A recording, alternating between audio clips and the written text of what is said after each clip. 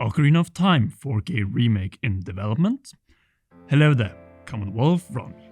25 years have passed since gaming changed forever with The Legend of Zelda Ocarina of Time, and I'm in Kyoto, Japan, where this highest rated masterpiece of all time was developed and released for the Nintendo 64 on November 21st, 1998.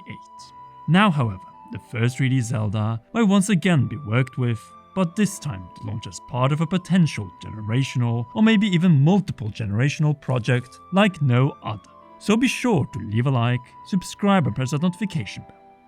Ocarina of Time's anniversaries have never been celebrated with re-releases in its home country, Japan. The closest was the GameCube Wind Waker pre-order bonus disc coming with the brand new Master Quest in 2002, a mode that later enriched the remake of the game Ocarina of Time 3D, released in 2011. Even so, things have changed since then. More specifically, in 2015, after the release of Majora's Mask 3D, when Sony and Square Enix did this with Final Fantasy VII. First at E3, and then a few months later at the PlayStation Experience. Pretty much pulling a Zelda, the year after what would become Breath of the Wild, stole the show at E3 and the Game Awards 2014. Either way, Square with Final Fantasy VII Remake redefined the word remake by cutting up the original game into a trilogy, a future collection where only the first part is a close one-to-one recreation of the first part of the game, Midgar. During Final Fantasy VII's 25th anniversary in 2022, Square Enix confirmed that with 2024's Rebirth, the story will go where Nomura-san wants it to, while more or less following the original trailer, a reimagining more than a remake that might get different outcomes than the ones we're used to. Meanwhile in Kyoto, Nintendo has been observing closely. On one side, to maybe get the trilogy one day to a Nintendo system, but on the other, to think what they can do with the only 3D Zelda games not upgraded by them to HD. The Hero of Time games, Ocarina of Time and Majora's Mask, currently only offered by Nintendo themselves in its remade version in 240p. In this situation, Nintendo has really two options. Either Miitopia HD them for the Switch, or turn this to something like the Final Fantasy VII Re-Trilogy.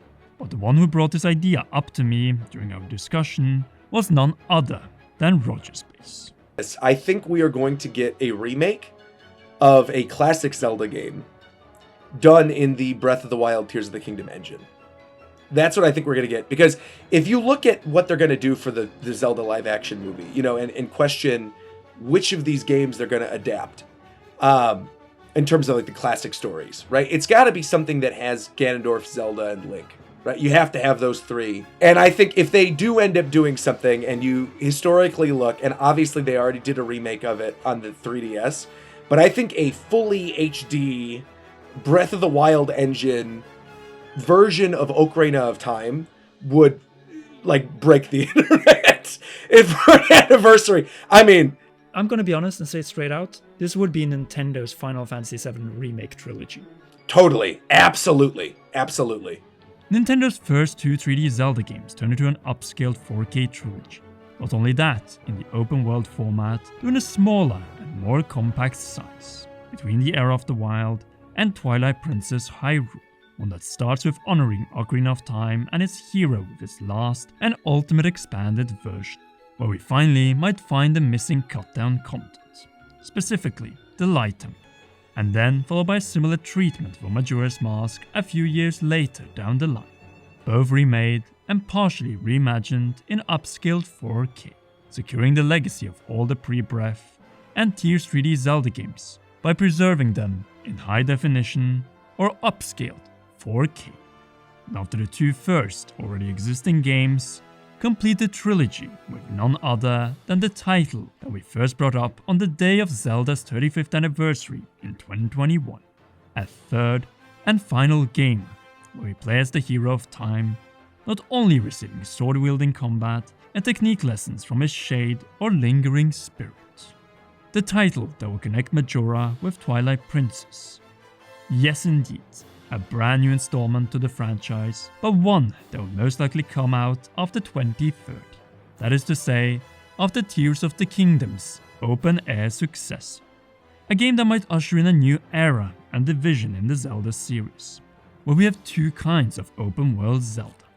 Open world but before the point of contention, and open air but post the point of contention. In a setup where top-down might be saved for remakes, like Minish Cap and the Oracle games, and later down the line, Phantom Hourglass and Spirit Tracks. Once again, Ocarina of Time beginning a great shake-up of the Zelda franchise, one that might give us more open-world titles, but ones that are scaled down in map and game size compared to Breath and Tears, resulting in shorter development time for titles that are less overwhelming and as a result also bloated, meaning that more people can actually finish or even complete said games. Compromise on middle road games if you would like, where traditional linear 3D Zelda evolves instead of being buried by the sands of time. Even top-down might see a resurgence of the wonders Super Mario Bros. Wonder has done to 2D Mario. What we know on this 25th anniversary of Ocarina of Time is that we still don't have a version of this game with dual analog camera controls, something even Majora's Mask got with its 3D version in 2015. Now that is a game that was celebrated during its anniversary, but with Ocarina we get upgrades whenever Nintendo believes the time for it is right. Usually early in new systems' life cycles. We saw it in 2002, 2011, and who knows, 2020X? This game simply never dies. It only resurges every new decade. And ushering a Hero of Time 4K trilogy will be a classic move for Ocarina, one that brings the open-air format of the era of the wild and Tears to Zelda of the past.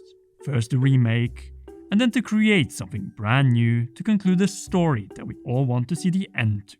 A game that will be different but at the same time familiar, just like Breath of the Wild and Tears of the Kingdom were on the Nintendo Switch.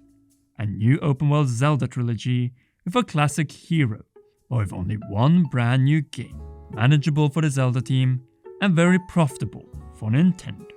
They taught Square the power of the remake in 2011 and 2015. Now it is time for Nintendo to learn from the student turned remake master. Also that we can eventually get our Crisis Core ending, but instead with Zack, the hero of time. Objective, survive. And then to be continued in The Legend of Zelda Twilight Princess 4K.